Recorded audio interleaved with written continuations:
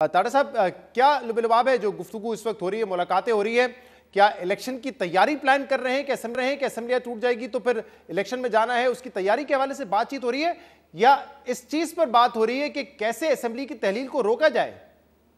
आप बहुत शुक्रिया सिद्धार्थ साहब। देखिए, सबसे पहली बात तो ये है कि इलेक्शन की तो हमारी तैयारी है ही है कि जब भी इलेक्शन का कोई ऐलान होगा तो इलेक्शन के लिए सफबंदी में हम किसी से पीछे नहीं होंगे और हमारे लोग ज़हनी तौर पे इस चीज़ के लिए तैयार है। मगर आपको आपके इल्म में है कि पाकिस्तान मुस्लिम लीग नून और पाकिस्तान पीपल्स पार्टी ने जब मिसाक जमहूरियत पर दस्तखत किए थे तो उसमें असेंबलियों की आईनी मुद्दत की तकमील का भी एक एजेंडा था और एक पीसफुल ट्रांजिशन ऑफ पावर का भी एजेंडा था। जो आपने देखा कि 2008 में 2013 में जिस तरह पीसफुली सारी ट्रांजिशन हुई, तो हमारा तो बिल्कुल एक आईनी और जमहूरी सोच ये है कि असेंबलियों की मुद्दत जितनी भी है उनको मुकम्मल होना चाहिए। और पंजाब में देखिए, हम सिंगल लार्जेस्ट पार्टी थे जब इलेक्शन हुए, और ये जिस तरह फिर जहाज चले और जिस तरह फिर लोग तोड़ तोड़ के वहां पे गए, तो वो सबके सामने है कि पीटीआई को तो पंजाब में मैंडेट मिला ही नहीं था।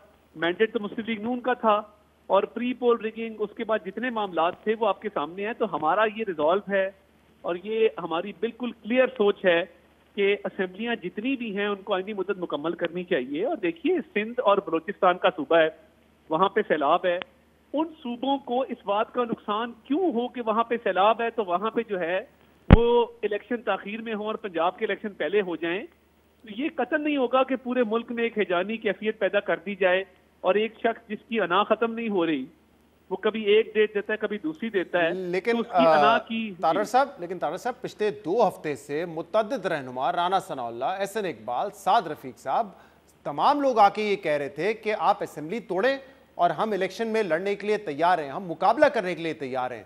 तो अब क्या घबराहट होगी? अब तो वो ऐलान कर रहे हैं कि 23 तारीख को तोड़ने जा रहे हैं, तो फिर इलेक्शन लड़े, आप तो ये दावा कर रहे थे।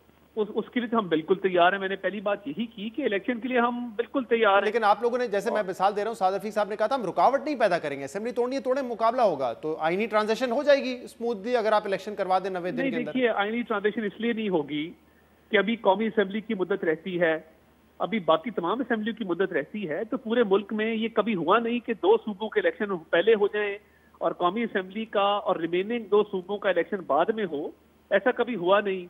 अब इसके अंदर ये कियोस पैदा करना चाहते हैं, पॉलिटिकल स्टेबिलिटी को फरोग देना चाहते हैं और एक अनसर्टेनिटी का एटमॉस्फेयर क्रिएट करना चाहते हैं जिसकी इजाजत नहीं दी जा सकती।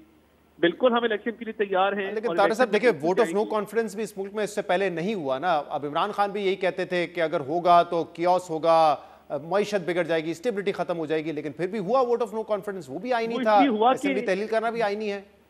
नहीं, वो देखिए, वो इसलिए हुआ कि एक अननेचुरल सिस्टम था, इमरान खान साहब को क्लियर बर्तरी हासिल नहीं थी, एक वीक कोलिशन गवर्नमेंट थी और उनके अपने मेंबर्स भी, उनकी पॉलिटिकल मैनेजमेंट इतनी वीक हो गई थी कि उनके पॉलिटिकल जो मेन मैनेजर्स थे, जो सारी सियासत उनकी देखते थे, अलीम खान साहब और जहांगीर तरीन साहब, उनके खिलाफ मुकदमात बना के उनको कॉर्नर कर दिया गया। तो वोट ऑफ नो कॉन्फिडेंस के तो अपने मुहर्रकात थे।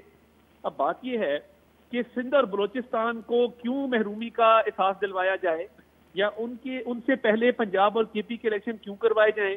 इलेक्शन के लिए बिल्कुल हम तैयार हैं, अगर सर पे आ गई तो बिल्कुल लड़ेंगे। तो कैसे रोक सकते हैं आप फिर असेंबली तहलील होने से? क्या मुशावरत हुई है, क्या क्या ऑप्शंस इस वक्त आप लोगों के पास मौजूद हैं? मुतअद्दिद ऑप्शंस जो हमारी कल भी पंजाब की जो पार्लिमानी मुशावरती ग्रुप की मीटिंग हुई उसमें भी ज़ेरे गौर आए।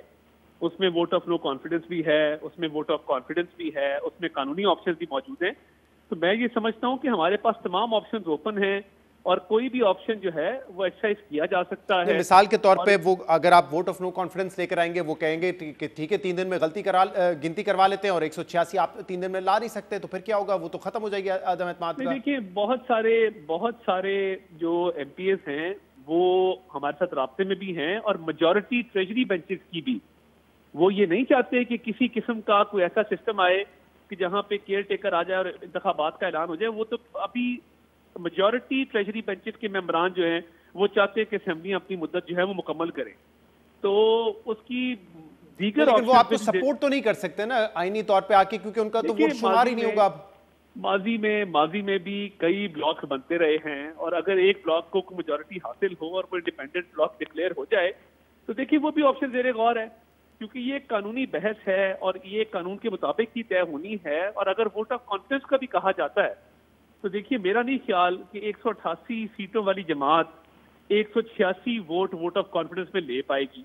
ये ऑप्शन भी ज़ेरे गौर है। तो मुतअद्दिद ऑप्शन जो ज़ेरे गौर हैं उसमें अब क्राइसिस जो है वो परवेज इलाही साहब के लिए और उनकी गवर्नमेंट के लेकिन लिए अगर है। एतमाद का वोट, हमने अदम एतमाद की बात की, आप कह रहे हैं अगर एतमाद का वोट लेने का कह दिया गया तो फिर तो शायद वो अगर 186 पूरे ना कर सकें तो फिर तो रन ऑफ होगा इलेक्शन, तब भी एक कियोस ही होगा, कोई स्टेबिलिटी तो नहीं आएगी पंजाब में उस वक्त भी। मगर देखिए ना, इस वक्त हम तो पहले ही ऑपोजिशन में हैं और we have nothing to lose. इस वक्त परवेज इलाही साहब और उनकी गवर्नमेंट जो है वो बहरान का शिकार है और वो बहरान भी उनका अपना पैदा किया हुआ है कि यानी एक स्मूथ सेलिंग उनकी गवर्नमेंट जारी थी, तो असेंबलियों की कबल अज़ वक्त तहलील को एक मौजूद बहस बना के अब वो तहलील की तरफ लेके जा रहे हैं।